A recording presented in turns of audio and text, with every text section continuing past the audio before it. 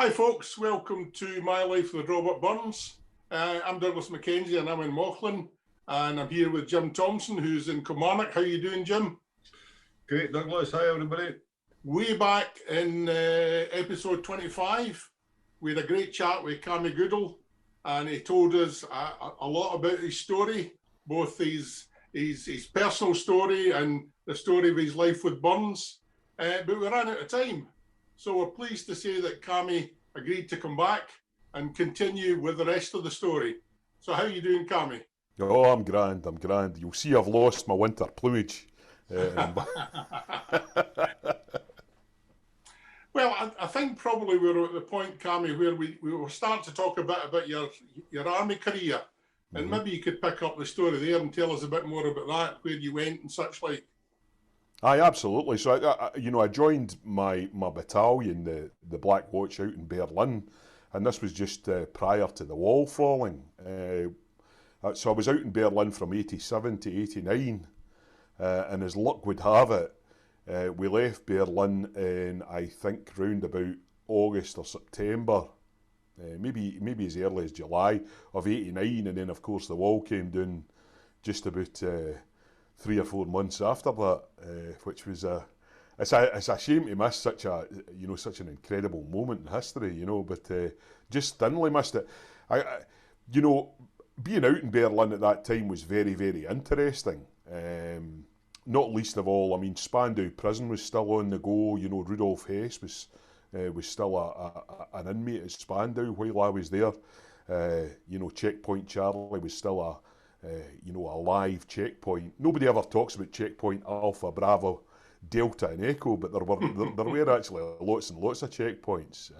And I was lucky enough, as part of a diplomatic mission, this is during the period of Glasnost and Perestroika, we actually crossed over the Glinka Bridge, the Bridge of Spies, as a band to go and play in the Soviet embassy in Potsdam, which was nobody got to pass the Glinka Bridge at that stage. It was completely, literally, it was only spies and espionage and all that went and did that. So amazing to be a part of that period in history, and still being able to see East Berlin at that stage. I've been back to Berlin a couple of times since, and it's remarkable the change in the place. But I always thought of going into East Berlin as something similar to the end of the Wizard of Oz.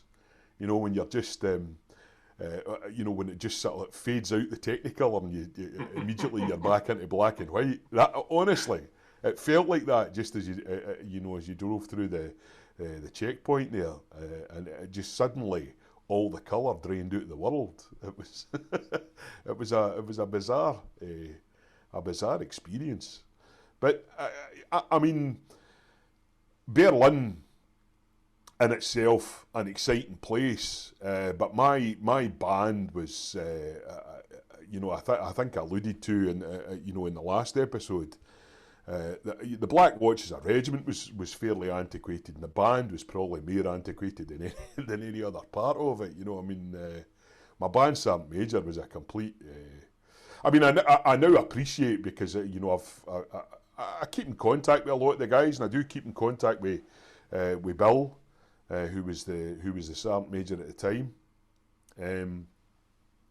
and he was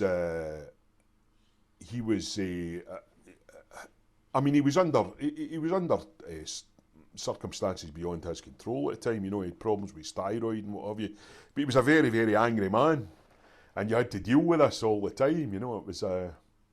It wasn't a great situation to be in. I had all my goods and chattels taken off me at one stage for a 3-month period for leaving Friday night's clothes on my floor on a Saturday morning.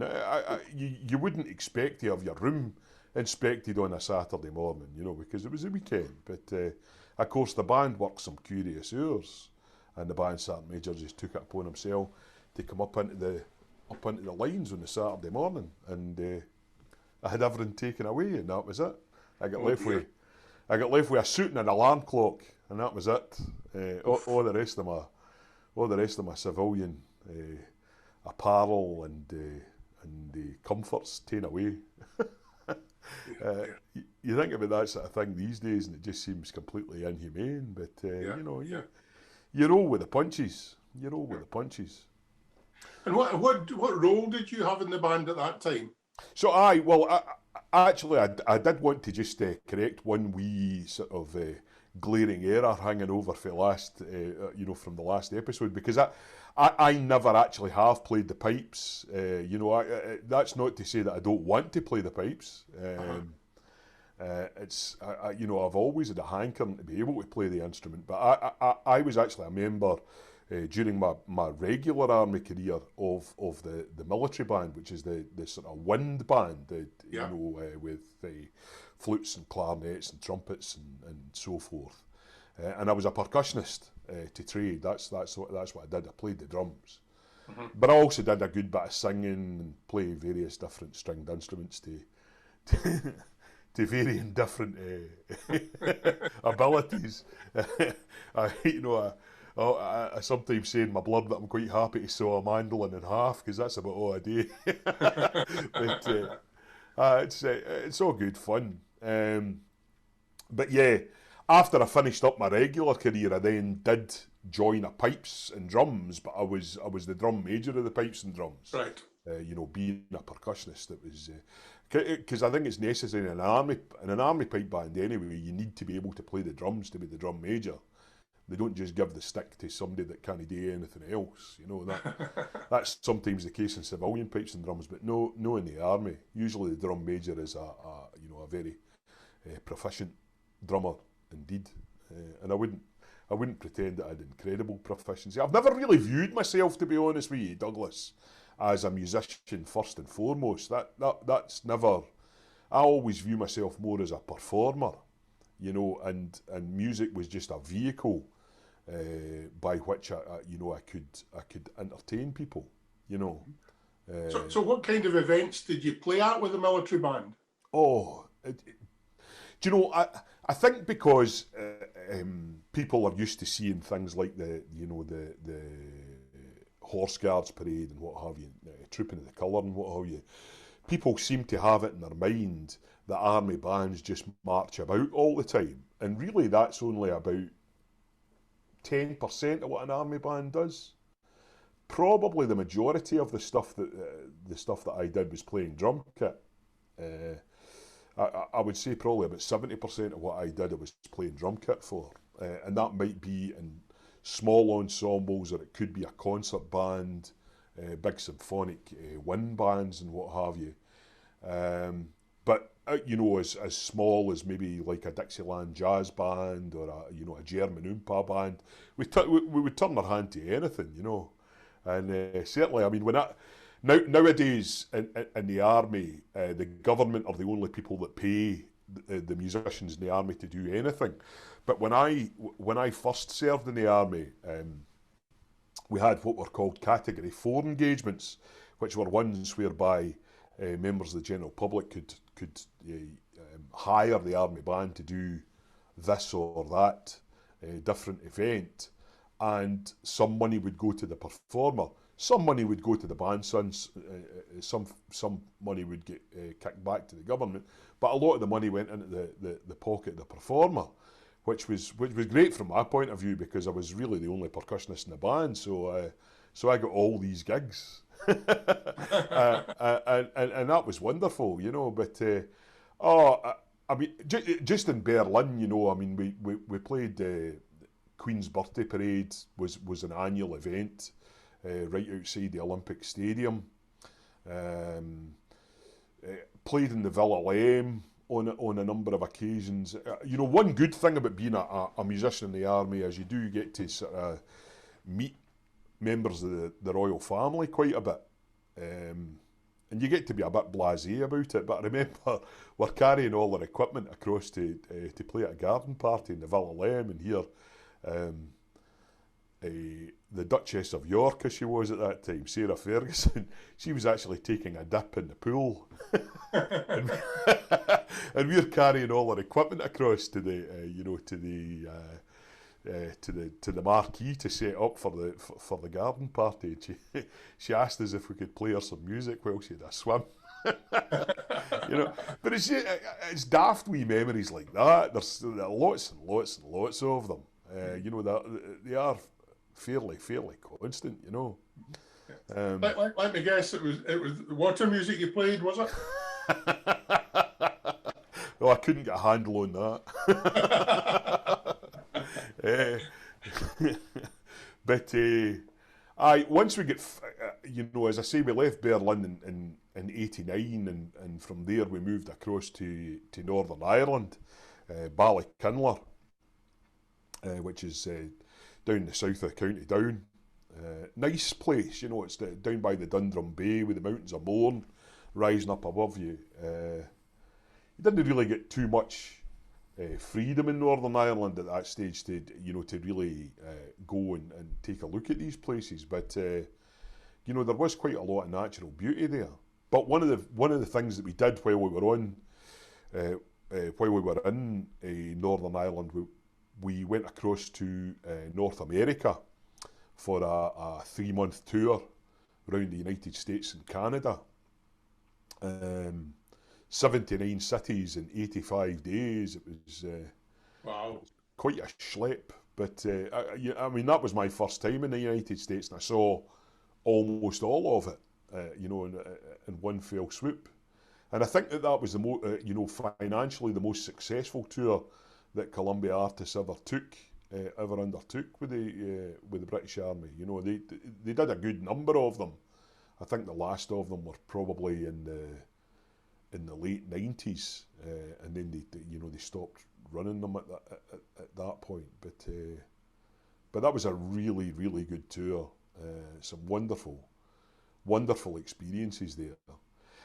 You know, and it's a remarkable thing that, you know, if you're a musician in the army, you get to play some incredible halls. You know, so I get to make some really outlandish claims about being able to sell out Madison Square Gardens because I genuinely did. You know,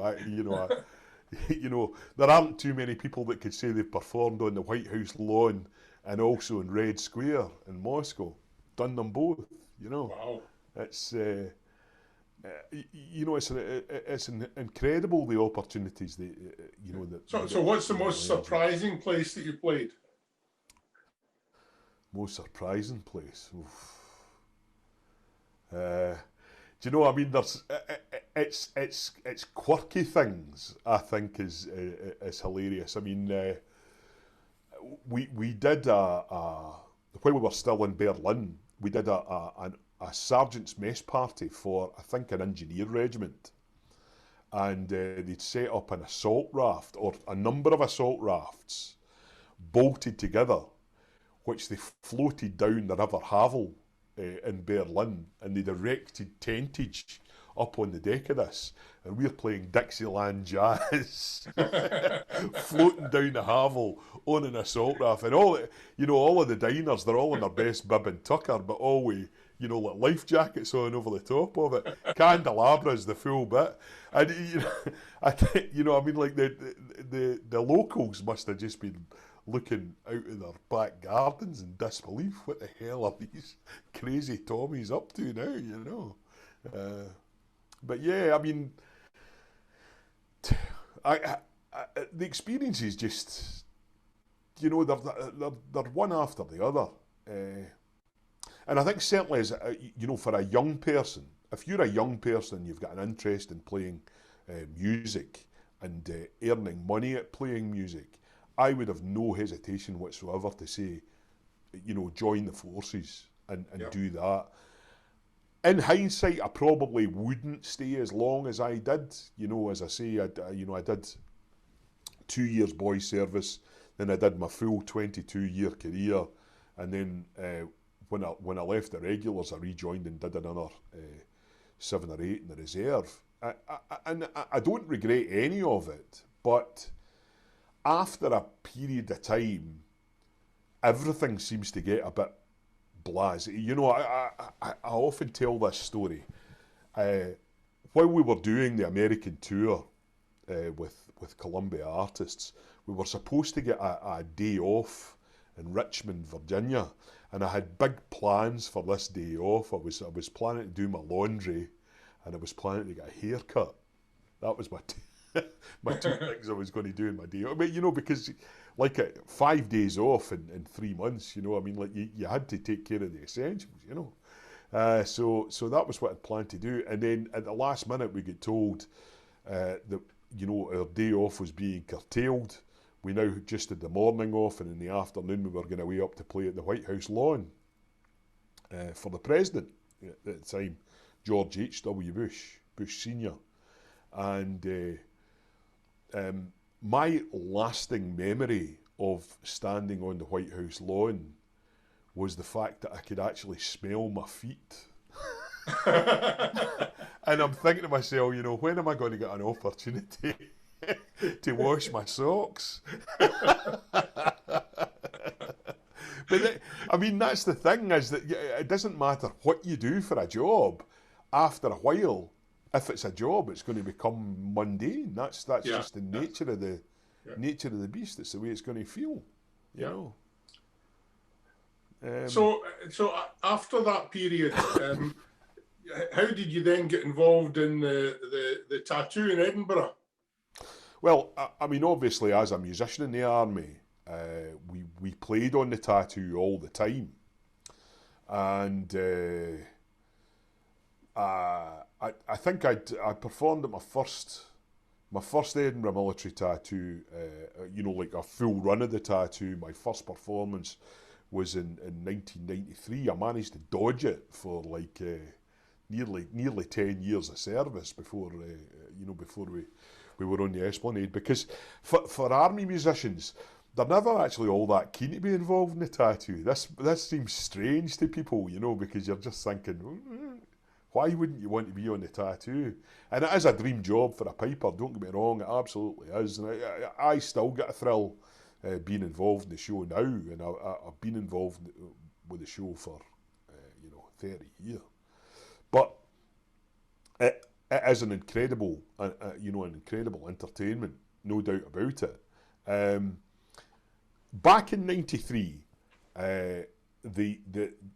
the show was still very much a military endeavour. It was, all of the technicians and what have you, they were all military personnel. But the producer at that stage was a fella called Michael Parker, who also, Major Michael Parker also produced the Royal Tournament down at Earl's Court.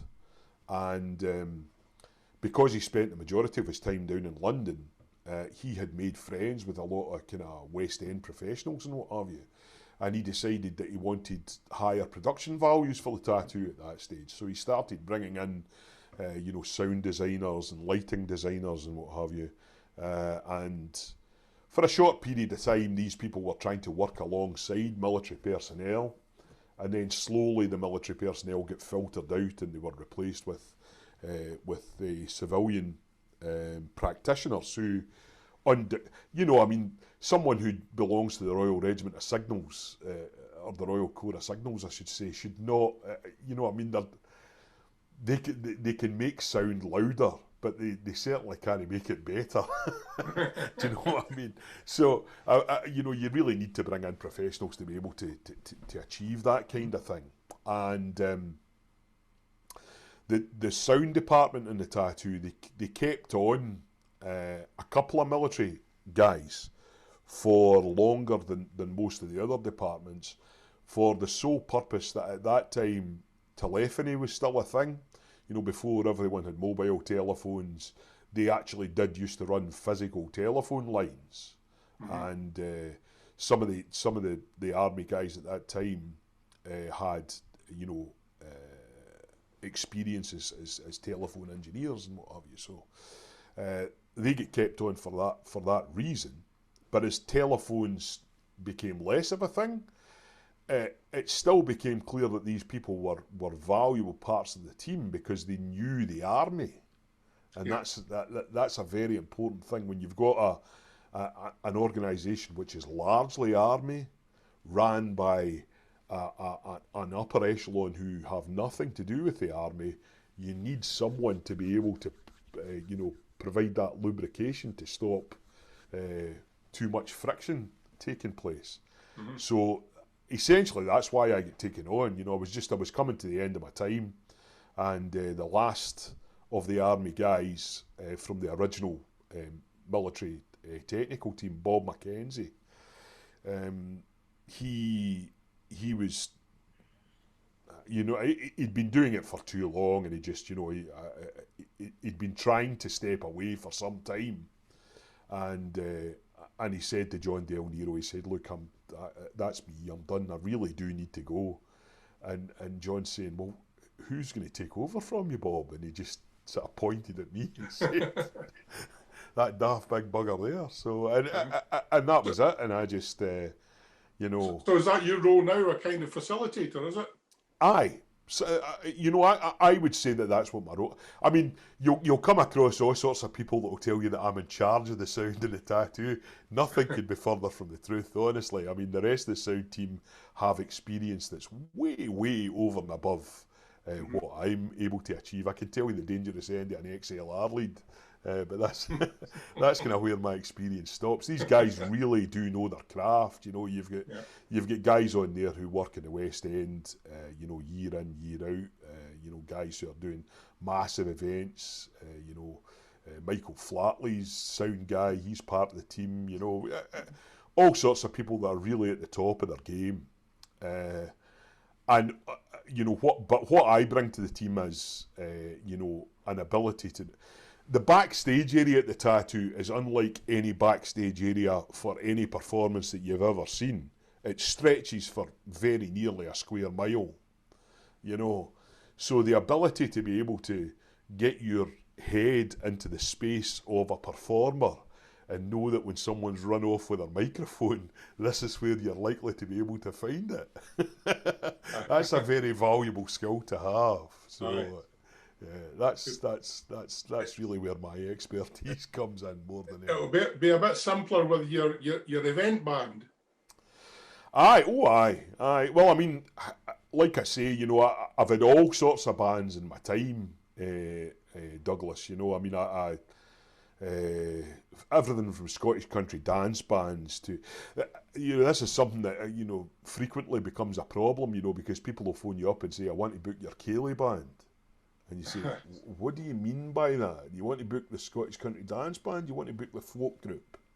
Because it's two completely different things. If you turn up with a bunch of guys with guitars and people are expecting to dance, and there'll be lots of people that watch this and just nod ahead, they'll know exactly what I mean, because people just sometimes they book entirely the wrong band, and so yeah, I mean, I had various different cover bands going during my career, and soul bands, big band, swing band, and sort of stuff like that. Everything imaginable.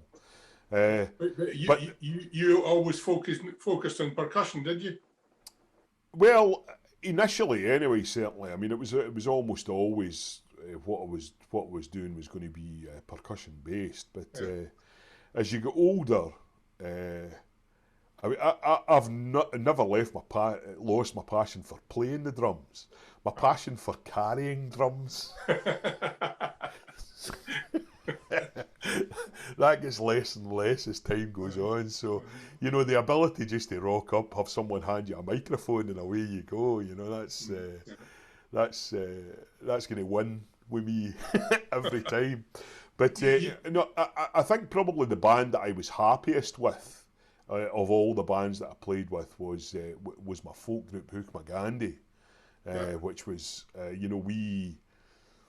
we had some really amazing experiences, and playing at Rock Ness, and starting the finale at the Tattoo, that was a big deal, that kind of thing. It was really quite incredible, and we've never split up as a band, Hook Magandhi, but it's just it's difficult to pull them all together now, because and the opportunities to play get less and less.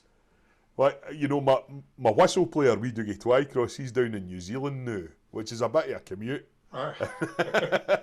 And Big Baz, who played accordion and bass guitar for us, he's now the musical director of the Red Hot Chili Peppers, and that's quite a difficult gig to pull someone away from, you know. But you talked last time about the fact that your family are all musicians. Do they get involved in playing with any of the bands at all? We've never actually tried to do anything all of us together. We've joked about it from time to time, you know, but you know, quite different skill sets, you know. Well, I mean, I said that Jerry was a musician in the army, you know, along with me. She played trumpet. We did play in various different bands together, you know, in the big band and in the soul band and what have you. It's not that we never went out and gigged together, but bringing a trumpet into a folk group, that's not going to be a happy marriage, you know what I mean? But I mean, the girls have got marketable skills, you know. Murren is a very, very useful guitarist, and Maggie plays fiddle really pretty decently these days, you know, and she's an excellent keyboard player, as I think. So the family Goodall band is somewhere on the horizon there, is it? It could be. Just in general terms, Cammy, I mean, obviously you're Edinburgh, and that's where everything's based, and I know you're active with Burns in Edinburgh. You want to tell the people what you're doing out there? Oh, well, I mean, my main involvements these days, well, you know, my first Burns club was the Bowhill People's Burns Club in Cardenden in Fife, and I'm still a member there. I don't get along as much as I would like to, but I'm hoping to be part of their virtual Burn Supper this year if I possibly can. You know, the problem with a lot of Burns clubs is that obviously they want, you know, they have their annual suppers as close to Burns's date as they possibly can, and unlike Angus Middleton, I'm not quite as I'm not quite as squeaky clean about no taking money. And if you want to make the big coin, then you've got to do it round about Burns's birthday. Unfortunately, that's the situation. I mean, I would love to be. You know, very many of your previous guests have said that, you know, the further you get away from the heartland, the less you're likely to enjoy Burn suppers. I completely agree. I really do. And you know, the Burn suppers that pay you the best, you know, they're a drag. And I would, you know, I would much sooner be with cronies having a grand old time with myself. But at the end of the day, you know, I have a wife and wains to feed, and this is what I do. You know, I mean, I am a performer, and to not use, you know, my skills to put food on the table for the family at a time of the year when work's hard to come by.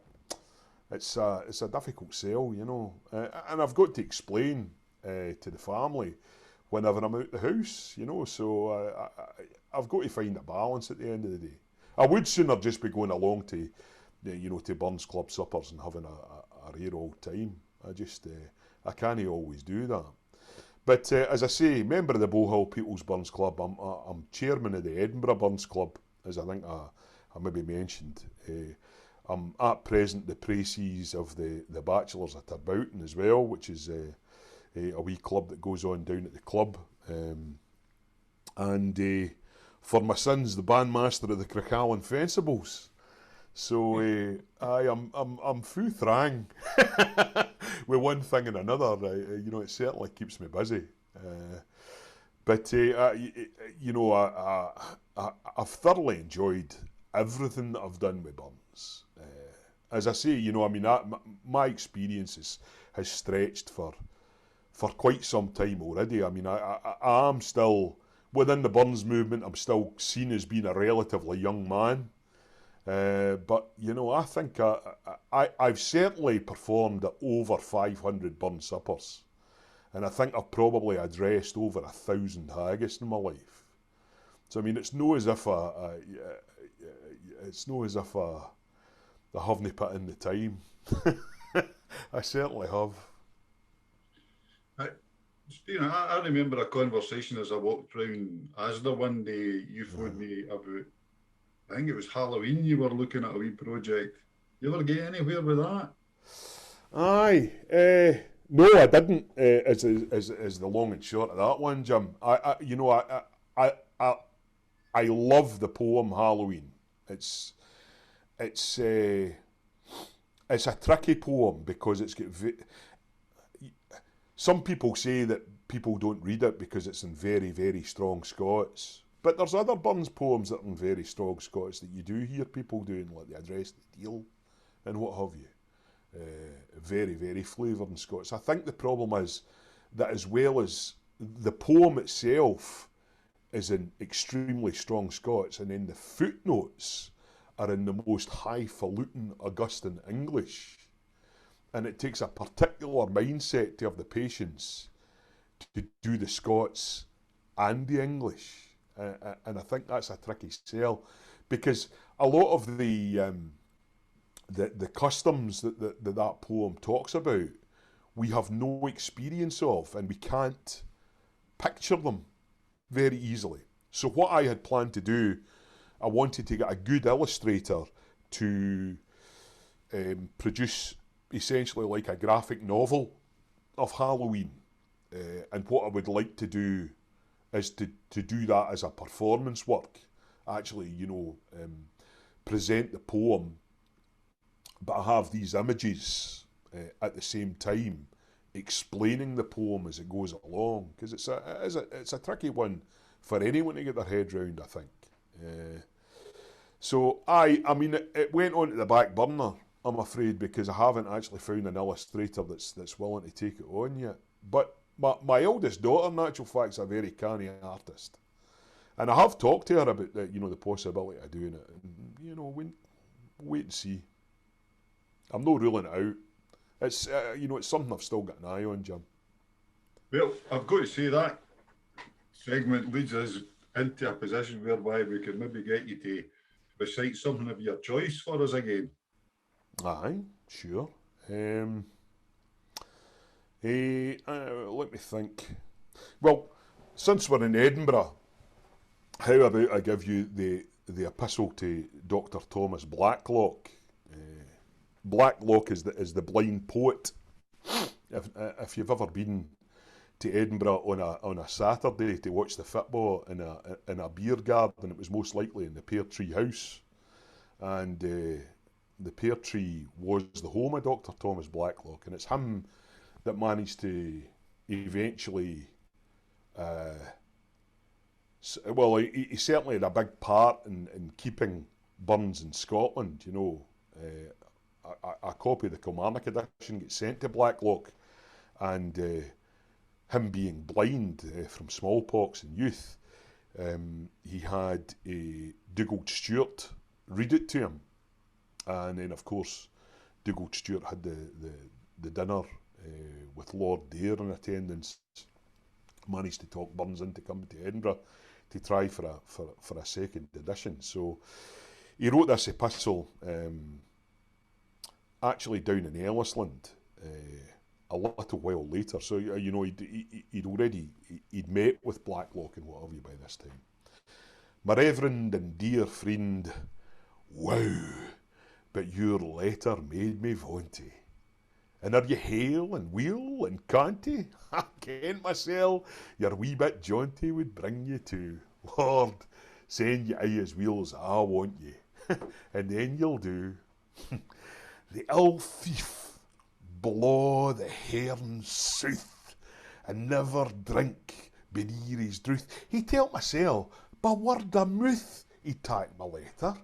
I'll lip into the chiel and truth and bade nae better. But Aiblins, honest Maister Hearn, had at the time some dainty fair one to wear his theologic care on and holy study, and tired the souls to try his wear on.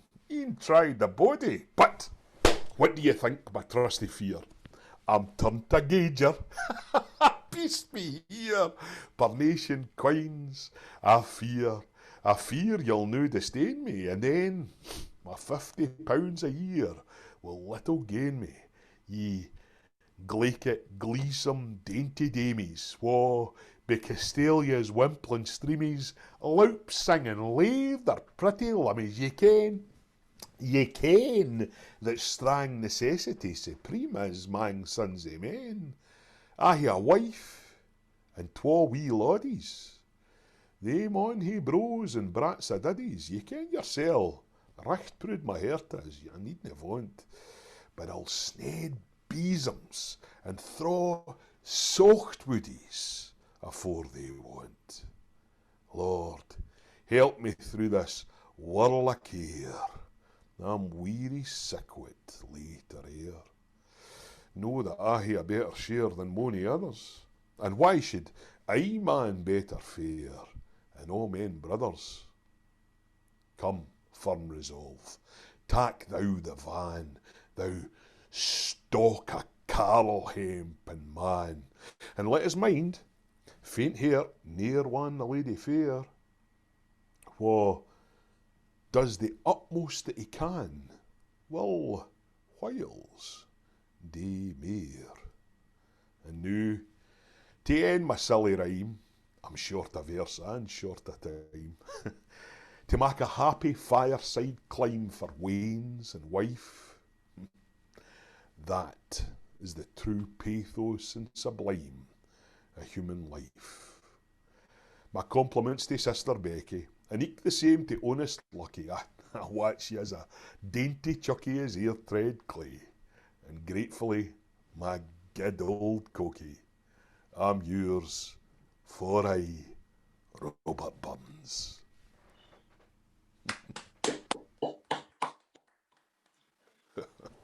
A poem performed. I'm a performer. Thank you very much for that, and I'm quite sure folk out there will absolutely love it because it was fantastic. And it's not heard very often, Cammy. No, it's really no. It's really no. You know, there's some things about that I particularly enjoy because they resonate with me. You know, the need to take care of the family. You know, it's a massive part of what kind of drives me on. You know, I should be a little bit less concerned about it, to be honest with you, because you know, Jerry has a good job now. You know, I mean, like she probably could shoulder a little bit more of the burden, but maybe I'm just over proud to you know, to admit that sort of, you know, I'm no needed as much as I once was, you know. Very good. But aye, it is a good work. The Hearn that he's talking about there in the second and third stanzas is Robert Hearn, who was Burns's first biographer. He wrote the first biography of Burns. Now, I think he's more responsible even than Curry, I think, for forming the opinion that Burns was a man of drink. Of course, he met him in a drinking club in Edinburgh, so you know. That's it. But to be honest with you, I mean, for me, Burns was just someone who needed conviviality in his life. You know, that's what was important. It wasn't the drink. You know, I refuse to believe that someone who could produce the volume of work that he produced, while at the same time trying to run a farm and work as an excise man, and keeping up a huge stream of correspondence with people of the highest intelligent calibre. There's no way that the guy was a slave to drink. I can't get my head around that at all. But I think that he was to be found in inns and so forth because that's where you had to go if you wanted convivial, friendship. There weren't any other opportunities at the time. I think the very fact that he set up the debating society in Mauchline, in Turboughton, is indicative of the fact that, you know, that's what he was after. He was after decent chat. That's certainly why he joined the craft. You know, he wanted to sharpen his intellect as often as he possibly could, and to observe the human condition. There's few better places to do that than in a pub. But I really don't think it's the drink that took him there. Honestly, I refuse to believe that. You hear him talking about being thoroughly bitchified and what have you, and I wonder how much of that is just playing to the gallery. I wonder, if he, like me, would be the sort of person that would be sat there nursing a pint for much longer than you probably should do, just because you want to keep your wits about you. But at the same time, you want the bravado of saying, yeah, I'm one of the boys, People have always assumed I'm a big drinker because I'm a big personality, but I don't have any alcohol in me whatsoever most of the time. I'm just a daft bugger. Cammy, we're at risk of running out of time again. I think we'll probably end up maybe later on in the year getting you back to do a part 3. But for the remainder of this episode, how about telling us a bit about your day job as the tour guide and how you incorporate Burns into that? And while you're doing that, maybe think about the song that you're going to finish us off with for this episode. Certainly. Tour guiding is, I was very, very fortunate just as I was coming to the end of my army career, to fall in with Bill Hill. I'm in Bill's house now. I'm in a bubble with Bill, and I loved it, Jim, when you were showing off his CD. I tell you, that was one of the best CDs in the history of the planet, and I can't sing worth of what. I have made a killing at Burns Club night, being the poor tree kid, and getting them to sing the chorus, and I just recite it as a poem, and it works great, Cammy. Aye. And it's just wonderful stuff. But Ruby, every time I hear that, I just break down. To me, he's just awesome. He is a genius. He's a genius. Stuff is fantastic. I don't know. I'll get him in. Bill! I'll see if I can get him. Okay. I was awfully fortunate that I was at a Burn supper and Bill was actually doing the mortal memory, I think, and we got chatting, and it was only kind of like halfway through the conversation that I discovered that this was the Bill Hill, and I'm like, bloody hell, So that's who the other daft bugger is in the forest doing the yoga. It's me and Bill, But he's just he's an incredible guy, and he'd been tour guiding by that stage for maybe about 4 or 5 years, and we got on like a house on fire, and that was that. Before I knew it, I was a tour guide. But because Burns is with me all the time, I just I can't help but share it with people, and I do love, stopping at the Parliament and and giving them a few verses of the, because there's verses for two Alouse down there, there's verses a man's a man on the Parliament. We'll pass by the Martyrs Monument, which was obviously erected to Thomas Muir of Hunters Hill, who Friends of the People, Lord Dare only narrowly escaped that, just probably by his exalted state at the time, But no, it's part of my life that I really wouldn't ever want to give up. And the fact, Bill's getting near 80 now, and he's he's still treading the cobble, so there's no reason why I can't be doing the same, as long as I can keep my weight off. and you go further afield as well, though. You don't just stick to Edinburgh, do you? Oh, aye. No, I go all over Scotland. Bill does mainly just do the walking tours within town, but no, I'll go anywhere the client wants to go, essentially, And if they don't have any idea where they want to go, then I'll always try and get them doing into Ayrshire and Dumfries and Galloway, because I don't think it gets enough outside tourism. I mean, there's plenty of tourism, obviously. The birthplace is busy enough, but I think is mainly busy because a coaches coming off of the ferry at Stranraer and stopping off on the way up the road. That's that's where the majority of that traffic's coming from. Aye. You know. Well, hopefully you'll get back to it this year.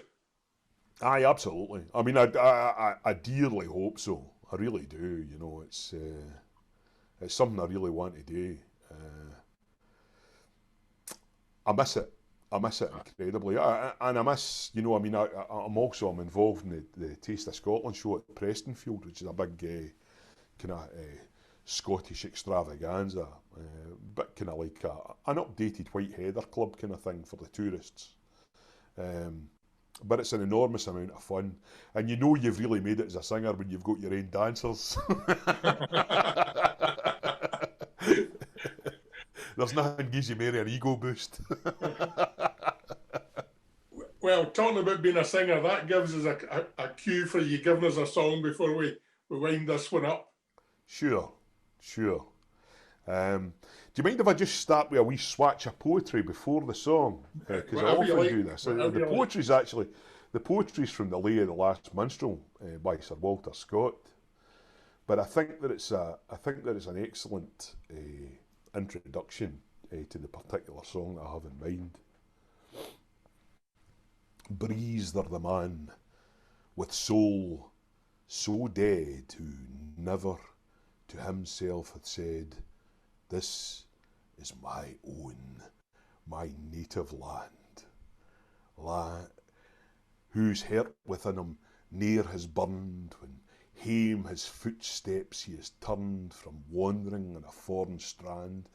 If such there breathes, go, mark him well, for him no minstrel raptures swell.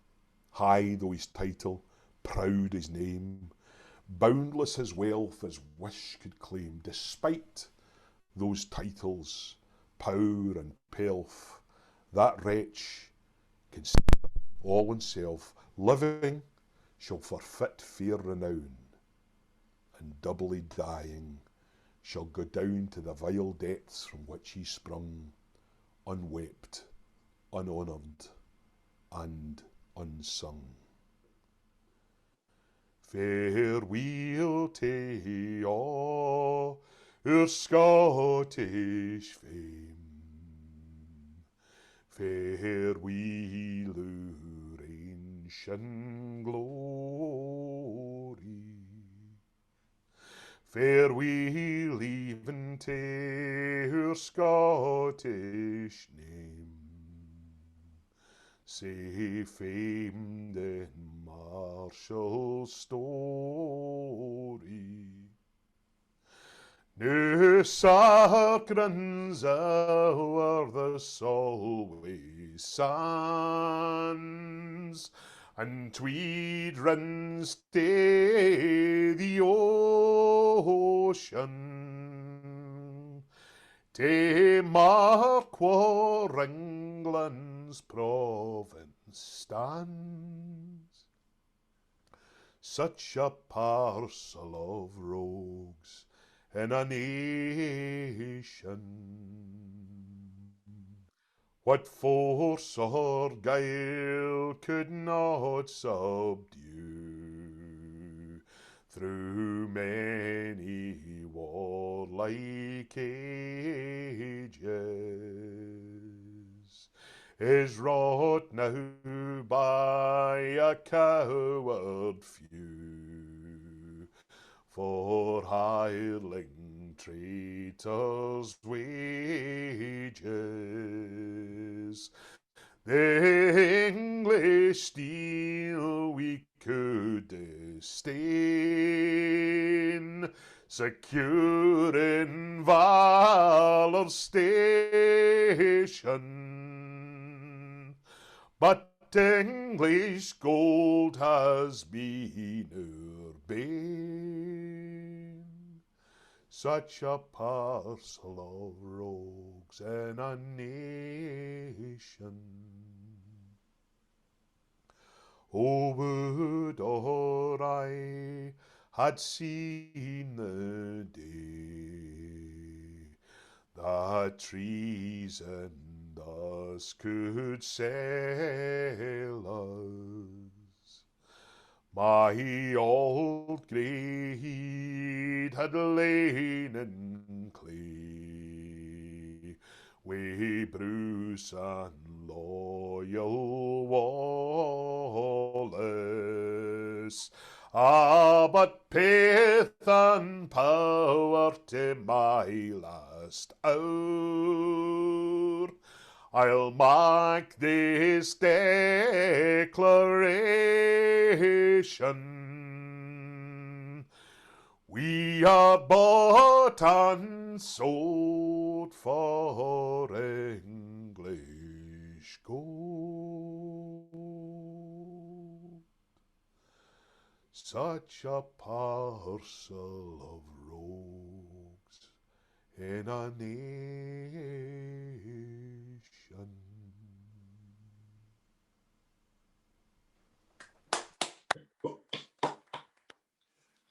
Superb.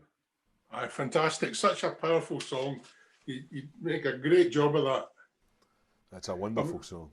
My problem was I was trying hard not to sing along to you because I've got a T-shirt with that. The front of my T-shirt is the Declaration of Arbroath, and the back's the second verse of that song. I've got it made. I got it printed years and years and years ago. It won't fit me anyway. Very good. Anyway, Cammy, that was a fantastic way to end this episode. And as I say, I'm sure we'll be coming back to you later on in the year and getting you to come and talk to us again. But in the meantime, just to say thanks very much for giving up your time to tell us a bit more about your life with Robert Burns. Thanks very much. Welcome. Very welcome. Cheers, boys.